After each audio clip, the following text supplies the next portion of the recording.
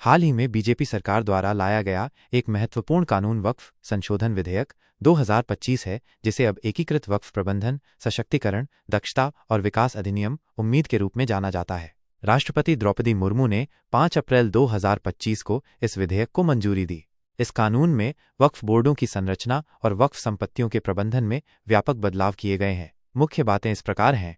वक्फ बोर्डों में मुस्लिम महिलाओं और 2 गैर मुस्लिमों को सदस्य बनने की अनुमति दी गई है। वक्फ बोर्डों की स्वायत्तता और अधिकार कम कर दिए गए हैं। अब उनके पास ये तय करने का अधिकार नहीं होगा कि कोई संपत्ति वक्फ है या नहीं।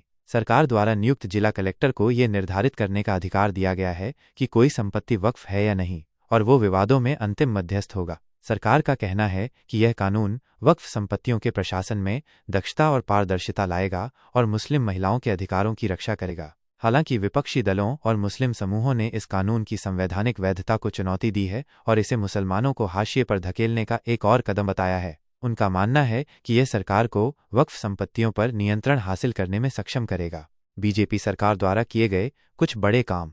बीजेपी सरकार ने अपने कार्यकाल में विभिन्न क्षेत्रों में कई बड़े काम किए हैं। इनमें से कुछ प्रमुख इस प्रकार हैं।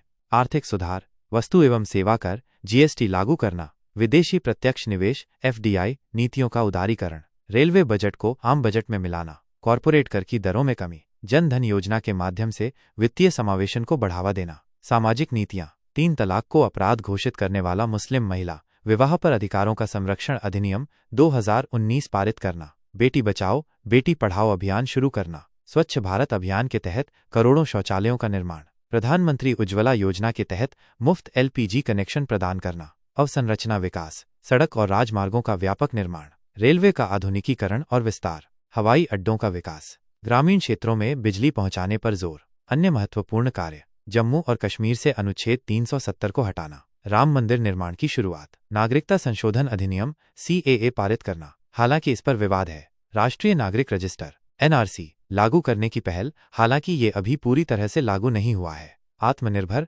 भारत अभियान के तहत घरेलू उत्पादन को बढ़ावा देना। यह ध्यान रखना महत्वपूर्ण है कि इन कार्यों की सफलता और प्रभावशीलता पर अलग अलग राय हो सकती है।